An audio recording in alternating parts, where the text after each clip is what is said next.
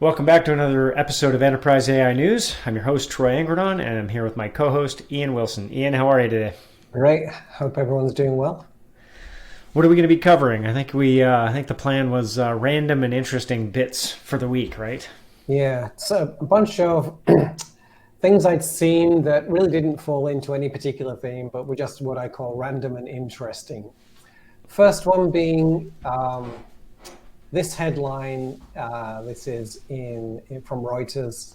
Google, Facebook, Twitter to tackle deepfakes or risk EU fines. I think what we can translate that to mean is Google, Facebook, and Twitter will tackle fakes because they're going to be fined. So I think that's more the point. That seems like a good interpretation. Usually the way it goes around. But for those that are not aware of what deepfakes are, obviously you can take a look, you can Google that and find out. But it's really where you're replacing somebody's face with essentially an AI generated face of somebody else. You might have seen some around the web. But interesting to see that the EU is starting to fine companies for that, or probably more likely, it's probably threatening to fine as it puts together regulation, because this is an area that could be pretty destabilizing. Yeah, I think this could also be rewritten as EU politicians embarrassed by deepfakes fined tech companies for allowing deepfakes to get published or something. That's probably what happened to trigger this. I would imagine that would be pretty close to the money. Next one, which is on a somewhat similar theme. Many of you might have seen this, but we haven't posted the news for this for a while. I actually saw it last time, the last time we put some news up. I wasn't sure whether to even mention it because it straddles the line for me between comedy and, oh, wait a second, which is Google suspends an engineer who claims its AI is sentient, which on the surface sounds kind of ridiculous, particularly if you know that we're still quite a way off that. And more importantly, we as a species, our scientists don't yet really know what sentience is anyway. So Right. We don't have a consciousness test. we can't claim to have reproduced it. We don't even know what it is. Right. But I would have passed that off and probably not even read it. But I did read it, a previous article. And what it showed was some of the screenshots from conversations that this person had had with that language model. And Google didn't seem to be claiming that those conversations were not legitimate, which I was surprised about, because looking at those conversations, I'd never seen anything on that level. So if Google has a language model on that level, it's way beyond anything it's publicly released.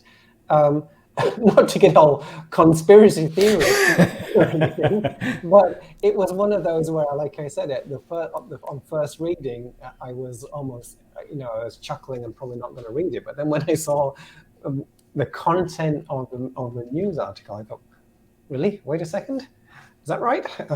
One I'll keep my eye on anyway. It's an interesting, I mean, it's blown up here, right? The media's been all over this. I think for a variety of reasons. One, because Google keeps firing their engineers, so it's always in the news, usually for ethics, and meaning, they raise ethical concerns, then they get fired. Yeah. In this case, I mean, this is, like you said, we don't have a consciousness test. The Turing test obviously has kind of fallen by the wayside for legitimate reasons.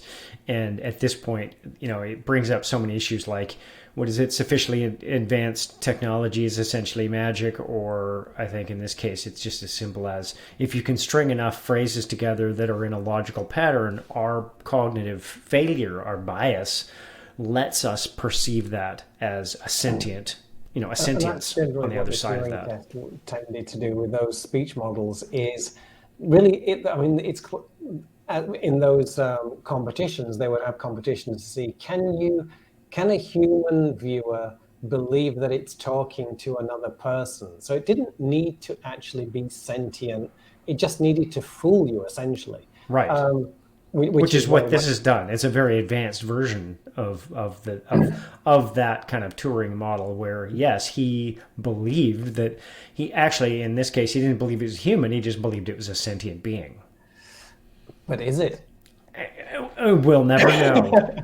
I think, like you, I think we are decades, if not many decades away from that. But as we get closer, if we're starting to have this conversation now, Yeah, what interesting. are we going to be having in 2 or 3 years? Because this is going exponentially. And at Yeah, what point will we say, well, we actually can't tell it's not?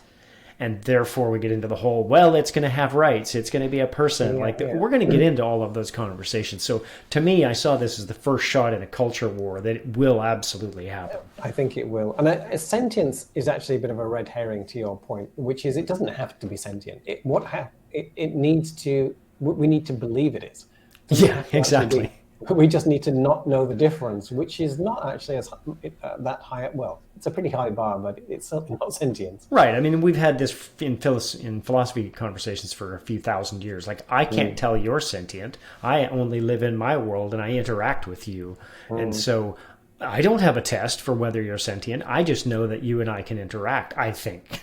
Yeah, And yeah, so I think that, this delves very much into the realm of philosophy and yeah. also One for the philosophy and philosophers. computer science. And I think we're not there on the computer science, and we're not really there on the philosophy either. One for the philosophers, I think. Yeah. Jumping to a completely different vector.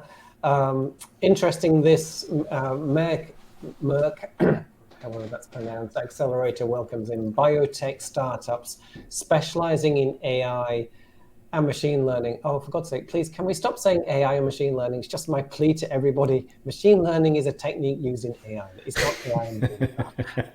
Just stop.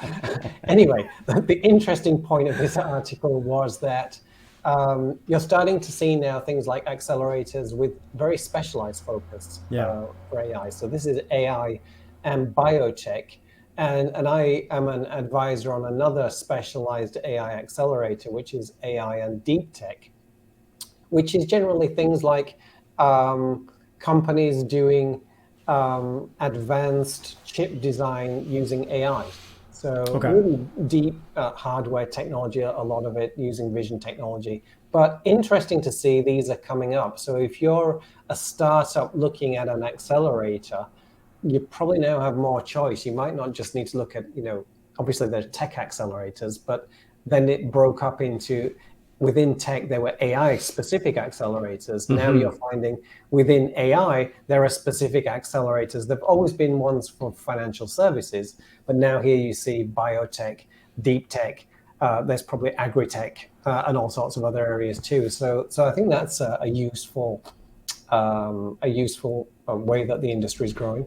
I have a couple thoughts on that. The accelerators and the incubators. Incubators were kind of an old model, and then the accelerators came along, and the Y Combinators of the world, and they've been very successful and Mm, spawned a lot of really top quality companies. So I think as that whole ecosystem has matured, and they've really created a lot of value. And now mm, you're starting to see this maturation of, like you said, this is now the intersection of, well, we want biotech, but with AI. It reminds me a little bit of the early days of, like, you remember when bioinformatics was a thing? They're like, we're going to do mm. biotech, but we're going to add compute to it. And Yeah, everyone's like, yeah. whoa, what is that? So it Mm. feels a little bit like that wave that came through of, like, well, Well, now we're going to do biotech and AI. what they can also do is if the more you specialize, what you find then is the brain trust and the advisors and the people that you bring into the accelerator are much more specific, Right. much more focused, which I'm a bit of a counterpoint to that because my focus is more enterprise and I'm working with a deep tech accelerator. But let's put that aside, put that one aside. But the accelerator I work with has some incredible people that come from, particularly the Cambridge tech scene, people that have run ARM, those kind of companies. And it's very specialized. So those companies that come in and they will look through like, I think in um, this cohort, there were 400 companies screened and the cohort's like 5 or 6 companies. Wow. So That's a really, really aggressive screen. it's pretty aggressive, but it does mean that those companies get in front of some very, very specialized people. So I think that's a good move. That's I pretty do cool. like that.